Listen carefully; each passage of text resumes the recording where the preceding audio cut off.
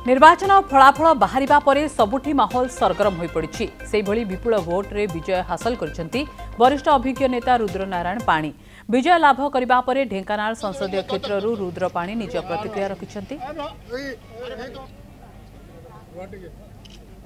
जून 4 तारिख BJD expiry date आसीज प्रधानमंत्री नरेंद्र मोदी कहते ठीक से ही परिणाम आसला।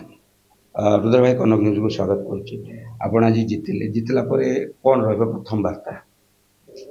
भारतीय जनता पार्टी एवं प्रधानमंत्री नरेंद्र मोदी आदर्श विचारधारा को ओडिशावासी ग्रहण करिसंती। एटा होची सबुठुरु आनंदर विषय।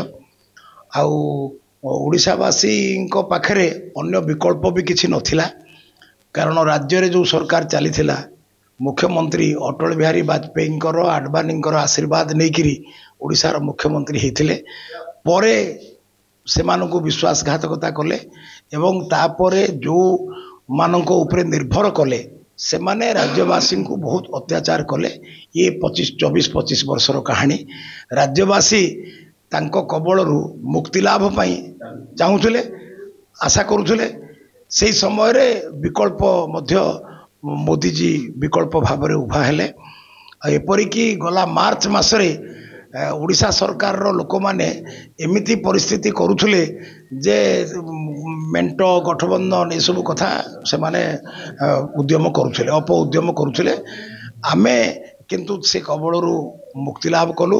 प्रधानमंत्री को, गृहमंत्री को, पार्टी अध्यक्ष को आमे कन्विंस कर दे पारिलु जे एमानकर आउ किछि नाही।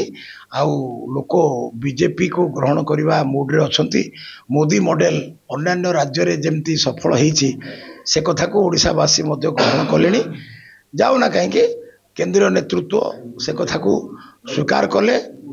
आउ आम आज एका कंटेस्ट करने फल आज ये विपुल सफलता आमको मिली। तेणु मुझे जो कहते कल कारखाना बेकार युवक युवती से ट्रांसपारेंट हो आदि बेसी चाकरी दे हम ना सरकार माने सेटा स्पष्ट करवा दरकार जे घरोई कल कारखाना चाकरी बा सरकारी चाकरी आमे दे पारिबु नाही।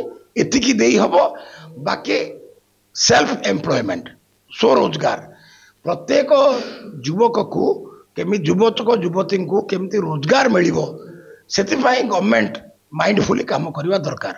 आउ जदि पार्लियामेंट लेवल रो कथा आमे करबा ताले आपणकर माने चीन रो आयतन 3 गुण, भारत में वर्तमान 140 कोटी लोक हेलेनी।